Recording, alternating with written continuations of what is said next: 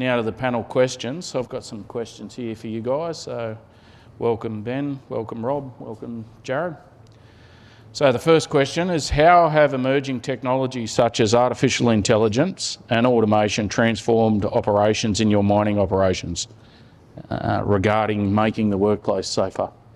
So you want to kick that off, Rob? Yeah, look, from Northparkes' point of view, automation, we've seen a presentation by Robin earlier and he talked about Northparkes. And I think one of the real keys to that is around automation or technology really leveraging a position of improvement and how you can apply it. So for us in automation with our production fleet for LHDs in our block cave, it's really been based on a partnership with an OEM, come through that process, and you both have to be heavily invested in it.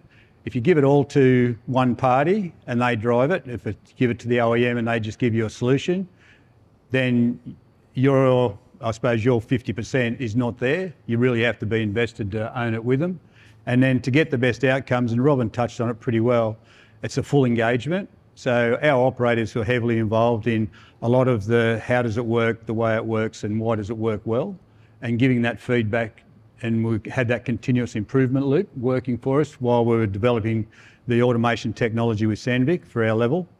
And I think through that, we've seen a good product, and it's a product that we've got enormous value out of.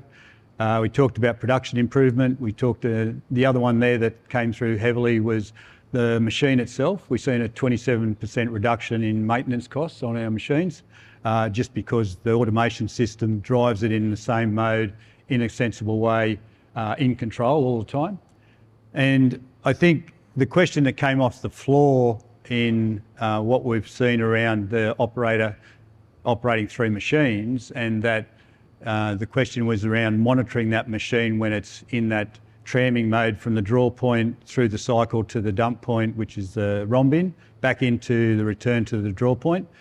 All that automation mode is part of the system. So the operator is really not monitoring the unit when it's doing that function of the cycle. Their engagement at the draw point to load the bucket, and that 25 seconds it takes there, that's all it is. The system, and then that's that confidence level you want to have in the system. The operator's engagement is if the system says there's an issue, and then they will look into it. But you have to work with the technology group to make sure that the system is going to give you that 100% reliability. And this is the question. I'll be able to back that up too. So at Ulan West, more focused around the longwall automation, and when we went from, remote operation with the operator underground, our main driver was dust and fly rocking out of that hazardous environment. That's why we brought it in, and same kind of thing where once you decide on the journey you want to go on, that continuous feedback loop with the operators, and in our case, we found that the OEMs were actually too slow to once you kick away. So we took that front-facing user experience away from done it ourselves essentially. All the back end still with the OEM software and back end processes, but the front end user experience and having that quick iterations with the operator input. That's how we that's how we best took it on, and I think you need to do that. It's like flying an airplane, I suppose. Once you take off, you got to keep flying, and until we get to steady state, you got to keep on taking that feedback from the operators, and every mine's different. So what's important at Ulan West won't be important at another mine. So different mines will want it this colour for an important reason. So yeah, I'll back that up. Yeah, so on the AI front too, look, probably the impact that we're seeing is with the large language models around building software. It's quicker and more efficient to create new things because the ChatGPT or whatever will basically build the bones for you and get it mostly right. That's where we're seeing it now. But also, this morning we talked about monitoring multiple cameras at once, and a person can't do that. And that's where also, I guess, AI or machine learning can help in that space. It's probably one other thing that we're fiddling around with now and just testing is when we run our longwalls, we have a process cycle where we map, we then program the next 2 shears, and then the shear executes it. We keep on doing that all the time for 2 shears, and then you keep on doing that, and we record all that in a log. And what we're doing now is we've got 3 years worth of that data where we've got the pan angles, the map, and what do the operators do. And we're running that through machine learning now to give a suggestion for the new program, or for the correction that the operators would normally do all manual. We're starting off by giving them a suggestion, and that's where we use machine learning to just dabble in it now and see how it's going to look there. Rob? And I was just going to build on what Ben said around the wireless debts, and we've been able to leverage off that technology, and it's about that when you can take technology and just apply it with the mining method. We had an issue with our SLC where we had a lot of overbreak from a brow, and having to find tails to fire next rings off was difficult to stabilise a rill or the ground or rework it in a way that you had to do a lot of cost and time came into it. But you also, you had people at risk, which was really what you don't want. Yeah. And with the wireless debts, we were able to apply that technology with the 2-ring standoff approach to mining so that people didn't have to go back near it. We could turn it over. If we had an issue, we could just fire the next ring off. We could safely load again. Wireless debts, you don't have to recover anything. You just program it and shoot it. It gave us a hell of a big advantage from a safety point of view, but it was amazing what it did to take away rework and cost. So you can apply technology in your industry around what the methods are and just take the advantages up. AI is going to give us plenty in the future. I've got no doubt about that. Have We've you just got to work it out. seen any simple examples where AI is starting to be rolled out at your site? Look, we've had just recently, for example, we talked about investigations where we're using AI as part of it to look at what comes in as the data collection, and then start to look at trends or themes from an investigation and take us down a path. Not to do an investigation, but assist in the investigation. So at that, when you have a serious incident, you do a good quality investigation through an ICAM, that can be applied to that. So we're playing with that too. The other real simple example where it'll come in and help, I think, is the people's SharePoints or document control system or whatever they've got, their safety management system, and having to just train the language model in your system or your documents, and then if you ask it a question, it's based on what your system is. So that just making that more efficient, I think. All right, I think we might have just lost Ben, but we'll continue with. Still here. Oh, you're still here? We lost. That's great, Ben. Visual side. So the next question is, what aspects required additional attention due to higher hazards that the new technology introduced? That old chestnut. One of the things, obviously, just with automated loaders was out of control. So that, those new things that you've got to, I suppose, how you interact and vehicles and people in a normal mining method. But once you bring the technology in, how do you protect people so that you've got systems there that don't allow that to happen? So when you are introducing any technology, it's about understanding what you think you might know and then exploring what you don't know and really going into those. And you've really got to ask a lot of questions outside the box as to how this technology may impact you or what the consequence looks like and what that loss scenario might look like in a normal situation, and then lay it over in automation or the technology and then say, well, it's this much bigger because. So I think you've got to really go in and ask a lot of questions. You guys introduced barrier gates and light Yeah. curtains Yeah. and all sorts of It's additional that man controls. machine interaction, isn't it? Like when there's no one driving it and it's automatically moving, Yeah. it's the machine interaction is one of the biggest risks. And the way, a couple of ways to control that is either not have people there anymore or segregate it. And I think Yeah, we'd segregate. Yeah. or in the case of it might be a combination of the both, and then with proximity systems as well to where you have to be in with the machine or close by the machine when it's operating autonomously. Yeah, that's one of the biggest risks. A little bit of build on from, we have to, when you do identify like you said, the light curtains, we didn't have a solution to the light curtains back in 2012, 2010 when we were doing our second phase of automation at Northparkes. We actually had to come up with the solution.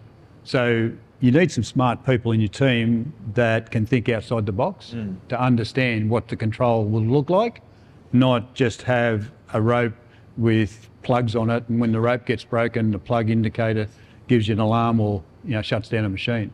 So you got to think differently with technology as well. This sort of leads into the next question. There's probably some synergy from both longwalls and the automation of the LHDs. What's the biggest challenges you've faced in implementing automation technologies, and how have you gone about addressing them? We had one of our early ones that we dealt with, and Robin did touch on it with his presentation about how you engage the workforce. One of the things, the initial conversations through the probably 2006 to 2010, when we had a prototype that was getting a lot of use, you could see the technology was going to give us an outcome. The workforce was worried, am I going to lose my job? Because, one operator drives 3 machines. What happened and what we did is we actually worked through with the workforce to understand what the new roles would look like and what those roles were. So from a crew size, we didn't change the numbers, but effectively we allocated people into different roles, we upskilled them, we gave them a broader skill base, but they didn't lose their role or their positions. So with technology, what I've seen so far is people aren't at risk because you have to support the technology. So that's one of the things, the early ones we dealt with. Yeah, I probably think 2 things. One is the carrot or the stick method, and if the automation is as best or as good as the best operator or better, that's a good thing. They naturally want to go to it, and also simple's better. So instead of a black box of tricks that they don't really know what it does, and then also, if it moves the machine and they're not sure why and things like that, you just cut all that out and go back to simple. They can understand it, and they trust it. So if I program it to do, if I program a sequence to do this, and they go down and they can see it does exactly what they program it to do. It's not there's no other inputs coming in. They trust it. It's simple, and they know what they know what it's going to do underground. And then having buy-in by management as well for when things go wrong. So what'll happen is it's all good, when you're running along normal. It's when you might intersect a fault or something that's not normal. You got to have the discipline to use, instead of just going back to the old way, because this is how we used to do it. How do we get through an old problem with the new tools we've got? I think that's one of our learners as well, and you'll end up getting a better result from an old problem as well. Just like you'll see the productivity improvements, you'll get a better result from a geology issue or something like that. But having that discipline to how do we use the new tools that we use normally on a normal basis, how do we use those new tools to get through an old problem? That's a bit of a good segue to a previous example, Ben, that you gave about the WebGen wireless detonators. The next question's really about key metrics for evaluating the success of implementing automation in operations. In terms of rate of success rates or rate of return or key KPI metrics, improvement in performance, cost reductions and safety? How do you actually manage the success of implementation of automation? Well, I think it's really managing success is having that vision, understanding where you want to take the technology and automation in this case, and then what do you want to measure along the way? So you've got a base case or a base scenario that you're working off and you're going to measure against, and which is your manual operation or your performances as a manual setup. And I think to get there and have that success is really understanding that have you really achieved everything you went after. So set that high level of vision first up and where you want to take it. And across the range of things you want to measure, your comparisons drive your decision making too. And sometimes you just have to stay the journey, because once you start this and you want to go down this path, success or failure, however you want to describe it, is really built off getting to that end point. And if you go halfway and you get nervous and you pull back, you haven't hit your vision or your target. You've got to be strong, and then you've got to have a lot of support, both costs, capital in the project, but also that leadership to go the distance, so that you get to the end result. Because you can get there, you just got to be diligent and hold the course. So it's not all about return on investment. No. Some of it's about reduction of risk. Yeah, exactly. And you talked about manual intervention. That's just error. So that's just measuring how good the automation system is. That's measuring error of the automation system. And so that's one way. But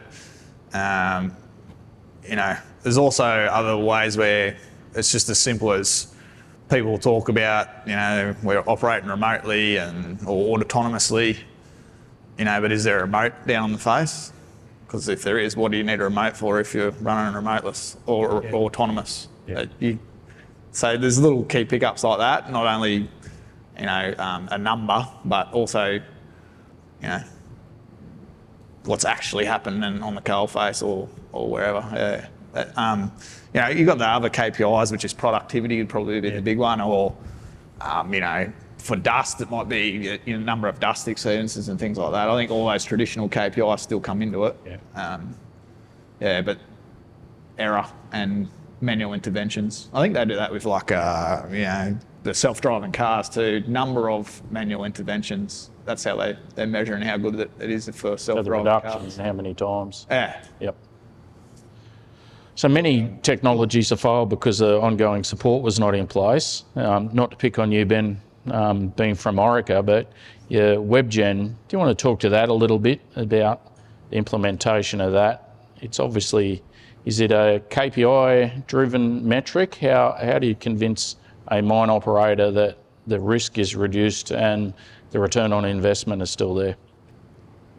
Yeah, it's a tricky one. ROI for us is, we're really driven, I guess, success for us is determined by whether we've developed a solution that solves a particular problem or adds some sort of significant value to a customer. Naturally, financial returns are important to us too, but we want to see that happen organically, because the products that we develop are good solutions and people are willing to pay for it. Ongoing support, yeah, absolutely critical in something that's new. Automation technologies generally, they're often slower and less productive and more costly, particularly in early iterations. So really important that we provide a level of support that allows us to generate some sort of net benefit, I guess, for an operation that we can measure and quantify. That means that technology uptake will continue. In some cases, and WebGen as a very disruptive solution is a prime example. In order to do that well, we need to have a presence. And, to manage risk and to manage stewardship of the product and how it's used, often that comes at a cost of Orica having to be on site, I suppose. And that's the way that we manage some of our disruptive innovations, is that rather than it being farmed out to a customer immediately, there's an incubation period where we need to remain the custodians of that technology for a period of time. until it becomes more mature, and we're willing, and it's practical and safe to start handing over to put in customers' hands. All right, thanks a lot. Now, Ben, this is a question for you, but I'll throw it out to both Jarod and Rob as well after you've had a chance at answering. So mining sites have been known for its early adoption, especially with drone technology in both surveying and mapping and visual imagery. Has any drone technology influenced the way Orica supports its mining customers? It does. Yeah, a bit of a game changer in terms of accessibility and accuracy of information. I guess for us, we use drones in several aspects, predictive stuff and post-blast stuff. So, for example, in quarries in particular, we provide a lot of full rock-on-ground services. So we survey every bench with a drone so that we don't have people having to walk out near edges to go and peg out shots.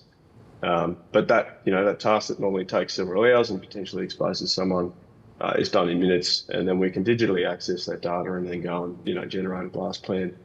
And in quarries, it's particularly important because fly rock is super prevalent. So the position of your face holes is critical to manage fly rock. So we're not impacting the people on site and also communities nearby. We use drones in surface operations for a solution we've got called Blast Vision, and that allows us to take high-speed drone footage of a blast. We can apply some algorithms and some AI to determine, I guess, the performance of every single hole in the shot relative to its design outcome. And so that allows us to do things like predict misfires. So if the ground movement doesn't match what it should have done, it can predict that that's a potential misfire. That can automatically be built into a dig plan as a delineation zone that we need to be careful around. We can detect fly rock. We can also detect movement on high walls. So we use that drone footage to detect, if there's been any significant material movement or cracks or something opening up on a high wall that might present, a potential risk that needs to be managed further. So yeah, there's a lot, and then underground's massive as well. The ability to go and fly a drone up into a stope and have pure clarity over a void has made decision making so much better, and without having to put people around voids as well. So for us, that means we can explore really complex blasting scenarios because we're not guessing about what we're dealing with by trying to hang a CMS tool out as far into a stope as possible without falling over the edge. And there's less eagle strikes, right, in a stope? Absolutely, yeah. So we're doing some stuff now that's drone critical, you might say, in Chile. We're trying to fire high lift drawbells by preloading with wireless at Chuquicamata, and so we can load and preload an entire drawbell, fire the first shot out, go and fly the drone around, pick which blast out of the preloaded blasts that is the most appropriate to take, depending on the geometry that exists. Make an informed decision, fire that next one, go in and check, and make sure that we're making an informed decision about what we fire next. So survey clarity in those really tight void blasting scenarios is a real key piece of information for us. Thanks, Ben. Jarod, you ever flown a drone underground at the longwall? No, I haven't actually. I've seen videos in the US, but across the longwall face. Probably with drones that, from my experience, it's like high wall inspections, stockpile and measurements and things like that, and also the power lines. That's where, on our side, I've seen it around. Apart from family open days or something, and doing those kind of things, but mainly the high wall inspections and then the power lines and infrastructure, structural inspections as well. Yeah. Rob, are you using them underground? Yeah, so there's some good commercial products too. And I suppose we use it in survey. It's great to get into places where you don't want to put people and you want to do an inspection before you do have anyone go in there. Even just some of your risers there, whether your intake or your exhaust risers, short risers between levels, and you've got a bit of ground condition, you can do a good inspection. You can survey it, you can visually get footage of it so you know what's going on. And to build on what Ben said, high lift drawbells is the way of the future. So if you do a block cave, you could do away with the extraction, the undercut level, and the extraction level would be the only level you need to develop, and fire everything from the extraction level, create a high lift drawbell which eliminates your undercut, takes out the cost, takes out time. It'll just be defining that design. We've worked with Orica and had 2 attempts at this. We haven't got a full solution, but we'll keep working. But now with drones, the ability to be able to go back in, survey it, and then analyse as you take each firing to get your 3 firings to get your height, that's going to be, that'll be a game changer for information. Thanks, Rob. So Rob and Jarod, your sites have both implemented the use of LHDs, automated and a longwall automation. What have been the key benefits and challenges to this process of automation, and how has it impacted the workforce dynamics and safety of your operations? Well, from our side, like we talked about the workforce and the integration of the workforce at Northparkes. So the workforce really hasn't changed, their roles have changed, but the activities, we've got the benefits of automation, we've seen the production increase, the costs go down on the machines from a maintenance point of view. And the biggest one for me is just removing people from those hazardous situations, dust, noise, vibration. They sit in a control room, they can rotate in and out, so you get a situation where they're completely removed, they're on surface, and they could be anywhere and drive those machines. Won't be long there, you'll be able to work from home as a LHD operator and get your 12 hours up and your tons up, and you just sit in your office and drive the machine. So the future is, those technologies, really are beneficial. And for everyone here today, you've got a remote operating centre at site? Yep. Same. All those things you mentioned, exactly the same for us at Ulan West. Probably one thing that comes up is, we don't have the people with the skills to manually drive it anymore. What happens, that comes up a fair bit. But do you have a PlayStation controller? Yeah. Well, do they forget? So we're at a point now, we've been running what we call floor steer for 3 years now, and there's only 2 or 3 old shearer drivers left that know the old way. Everyone else is on the new way. And our answer to that is like any other problem. If we need to go back to manual intervention or anything like that, we just work through it like any other problem. There's another way to put it where pilots 99.99% of the time, when they're in the air, it's autopilot. There's a thing where you could do training in a simulator for what happens when it goes wrong. I think that's a pilot approach. But our answer to it is it's like any other problem. You get your experts and the management around there, and you work through the problem in that sense. So it's not we don't really see it as a big issue. All right, looking ahead for the next 5 to 10 years, what do you think the most significant impacts on the mining industry will be with emerging technologies? I suppose we're playing around with a new one at the moment. So using supernova rays from space, setting up on our extraction. Just say that again, using supernova rays from space, so gamma rays, as some people call them. But basically these muons, as they pass through... You just made that word up, Rob. No, there's a presentation on it. But as they pass through the rock, and if you have readers set up that can read it, and you'll see the densities change. So for us, I've always described block cave mining as a black art. What's happening internally in the cave is, how do you know what's going on? You can have holes you can have measurements, you can have smart markers, you can have a whole lot of things that have evolved over time, but you don't get a live feed, for example. So this is going to give you real-time data that you could actually use to evaluate what's happening on your cave back, what your air gap's doing, just through understanding the densities and the changes and the inputs from this information. So this is changing. Early adopter of INSAR technology as well. Yeah, and INSAR's been a big one for our tailings facilities. having satellites as they fly around the world, you can buy the technology or align with the company for the technology, and then have that give you information on change conditions on your topography or your tailings facilities.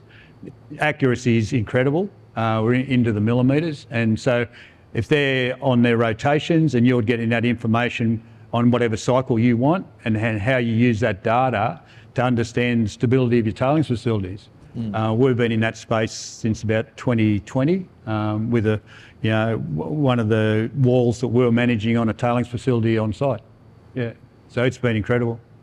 Yeah, so probably the sensor technology, no matter if it's a gamma supernova receiver thing.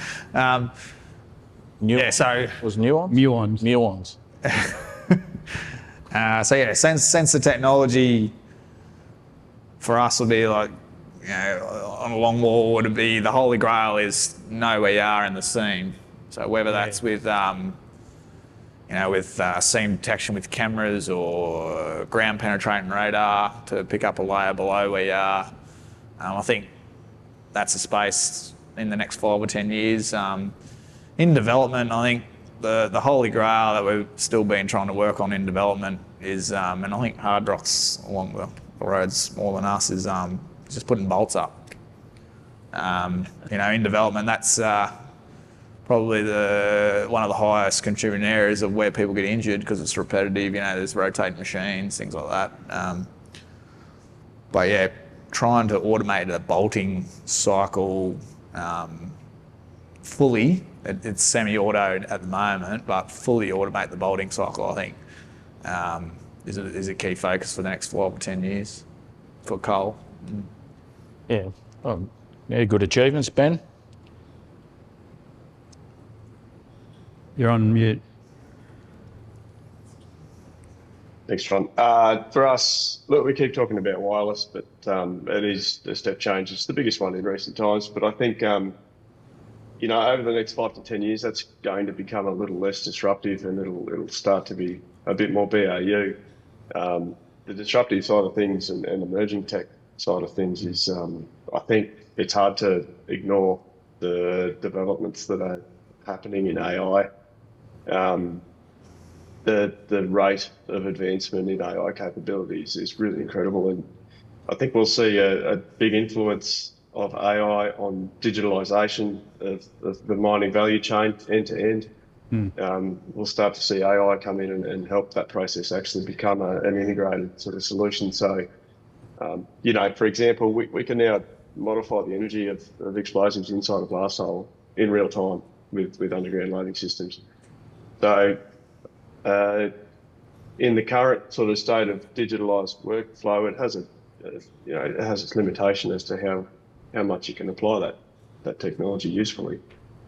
Connecting it to input data down the line, so bringing in things like measure while drilling, bringing in block models, bringing in even prep plans to the design, getting that design to a charge rig, executing it, measuring the outcome.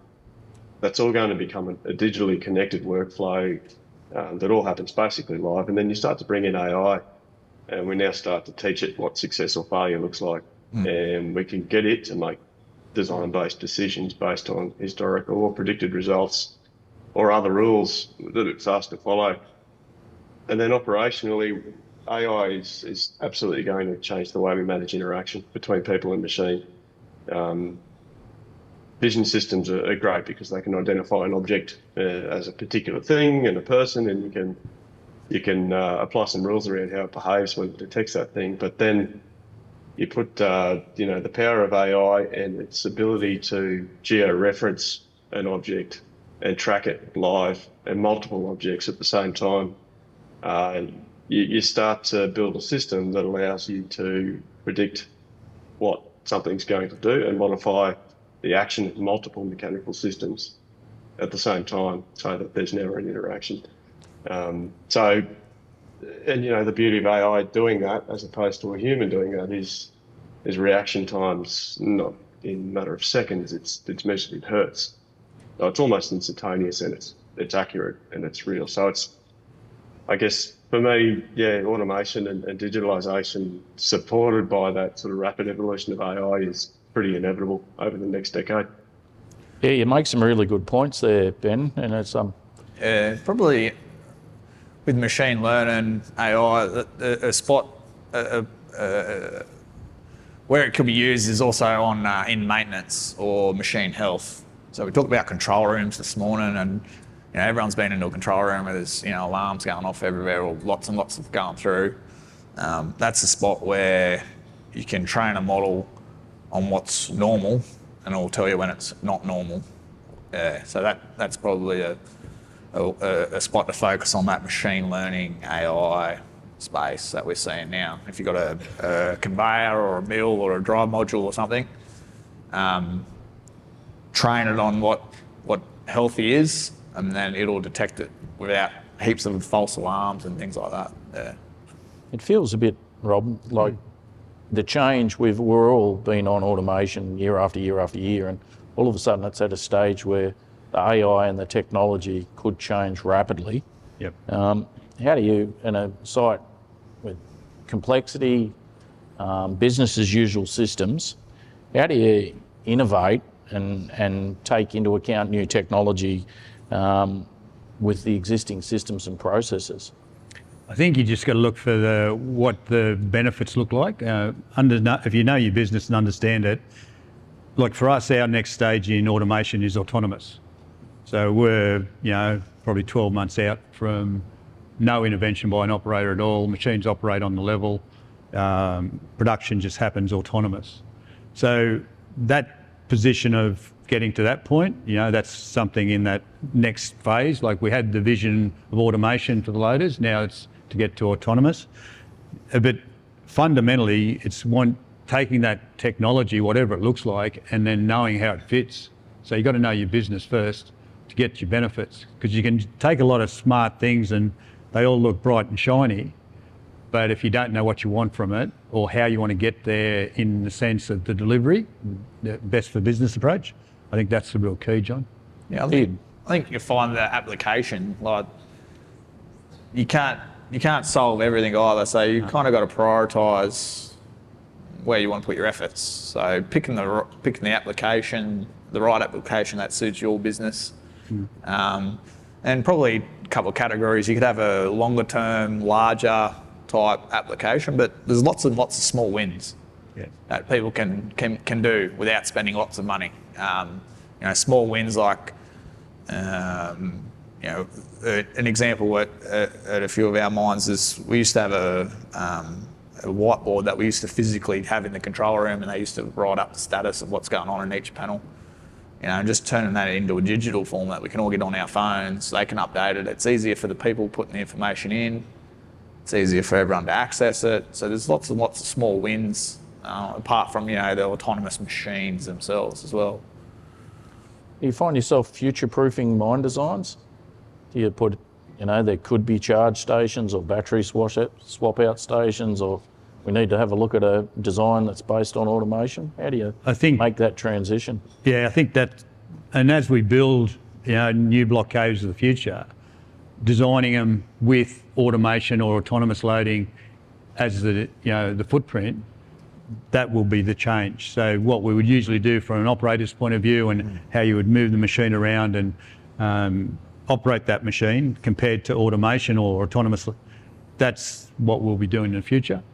I think the other thing too is like how to know what to do is you got to stay connected to what's changing too. Understanding and talking to different OEMs, or if you're faced with a problem, don't think about it in the context of what do I only know, what don't I know that I can do with this as well. So explore it and open up your mind a bit to what else could fit.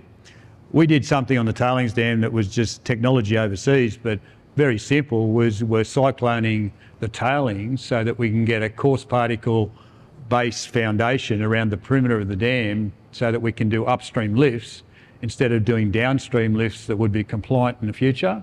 So enormous benefit from a cost saving point of view. And I think our opportunity sits in this space, that the simplicity of it is that we could just make this operationally part of how we just raise the dam wall with our team.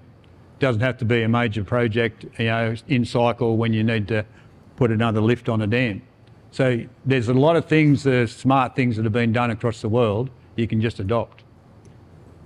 Yeah, that's an interesting comment. So some of the key drivers for innovation and change are sustainability based. Yep. So in that example, you've taken a proportion of your waste stream and turned it into an engineered product Yep. to build the future tailings dam by reducing the amount of volume of tailings Yep. and increasing the available material for building.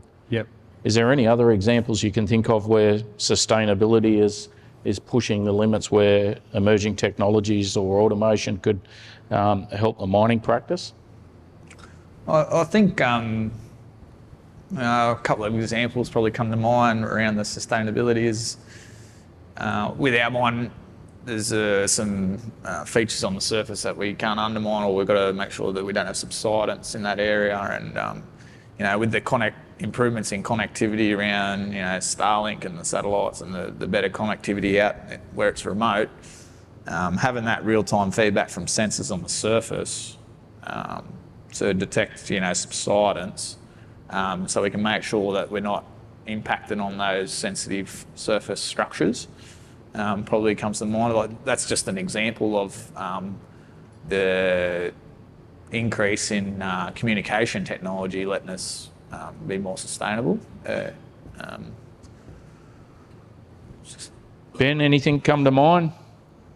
Look, I think if you look at the demand for our future-facing commodities over the next 20 odd years, what have we got? We've got to double copper output by 2050. We've got to quadruple nickel and lithium output by 2050. So the demand's increasing. If we don't innovate, we're not going to get there, I guess. And so the sustainable question isn't just about the footprint on the surface. It's also about how do we do work. Mm-hmm. And so I think technology gives us the opportunity now to change the way we do work, absolutely. So, things like automation, the ability to remove people from tasks that are typically high risk.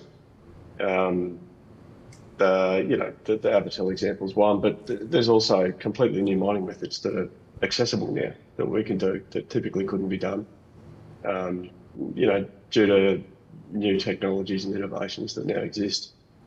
You sort of couple that with that current demand for small footprint mining, the sustainable message around impact on communities and environmental and community impact. And as commodity demand grows, we're going to see the industry seek out solutions that allow them to mine with a smaller footprint. So lots of new bespoke mining methods that come our way, particularly as a part of that mining cycle to come and help some of our key customers around the globe, I suppose, to help develop. And then I guess from the environmental perspective, our impact's a little different. If you look at our annual report, second page right up the top, it says Orica's vision is our purpose is to sustainably mobilise the Earth's resources. We need to commit to leveraging technology to develop solutions that help our customers do that, because we can't physically do that work ourselves a lot of the time. That's a good segue to the next question, Ben. I'll take a couple of questions from the floor, but what lessons do we have around partnering with OEMs, particularly when we run into problems when implementing technology? I think, and our journey with Sandvik in automation was a good one.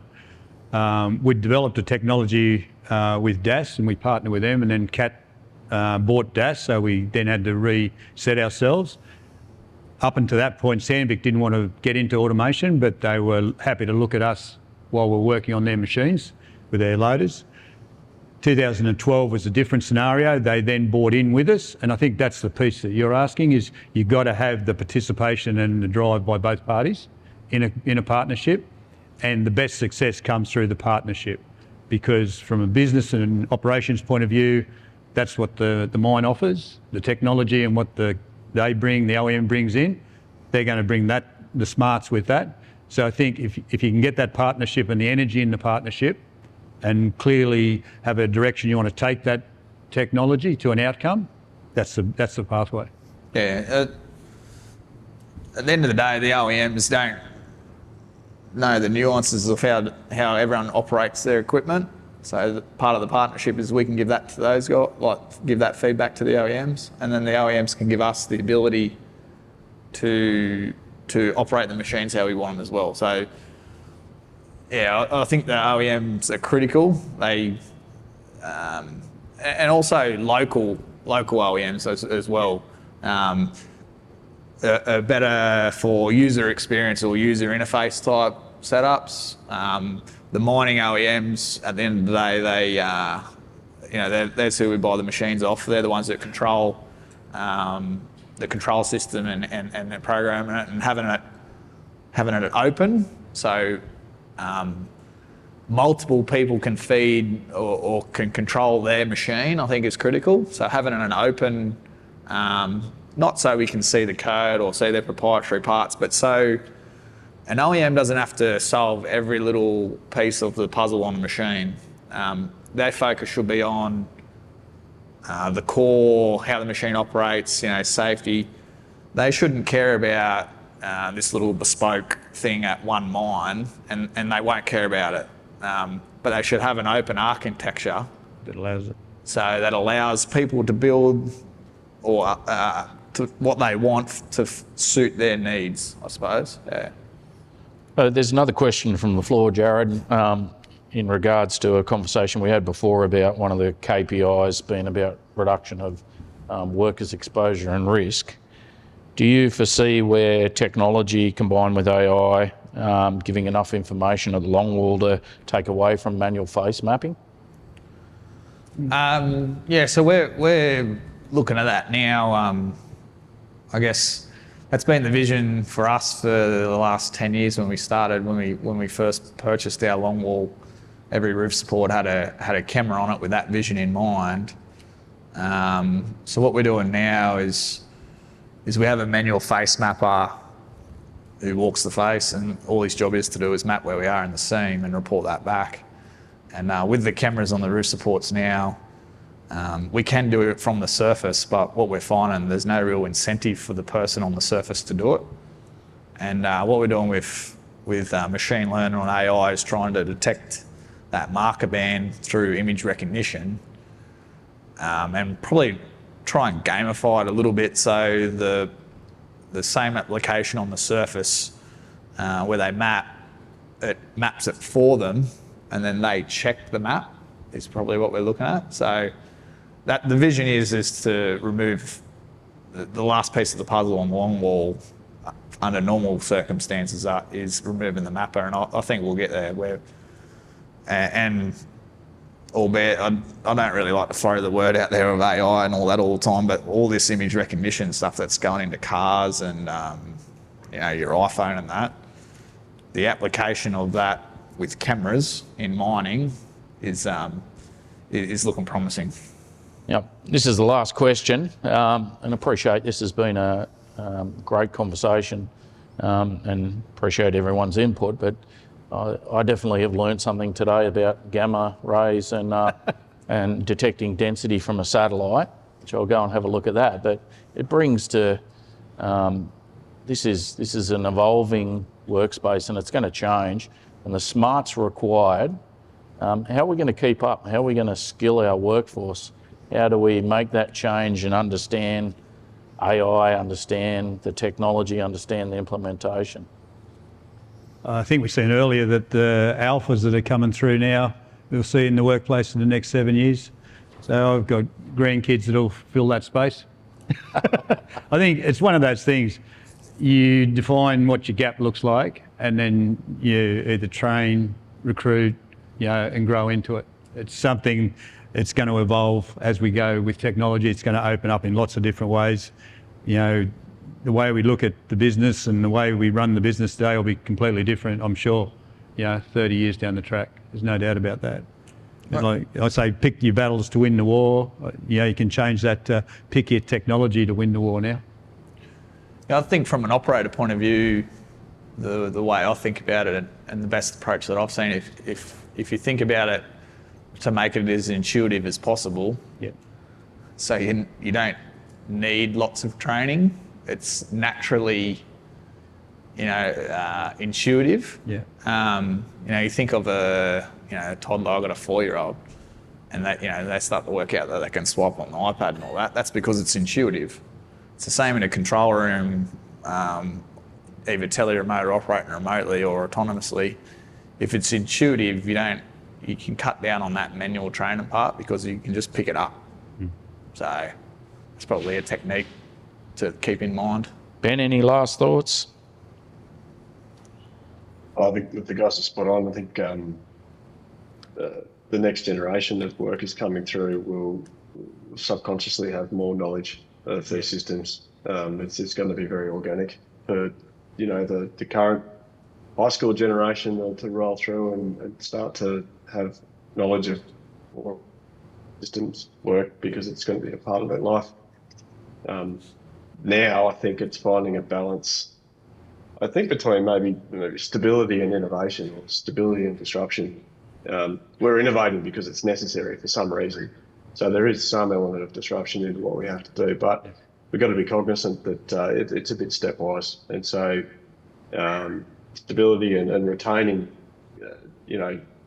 or systems that can fit within the current mining cycle and the way we do work, while providing that benefit of the innovation, will be important. So it's stepwise. We've got to make change in increments so that we can bring the current workforce along for the journey. And then I think, like I say, it'll be a little more organic over the next 10 years. Thank you. Thanks, Ben, Jarod, Rob. Round of applause, everyone, for the panel. Good guys.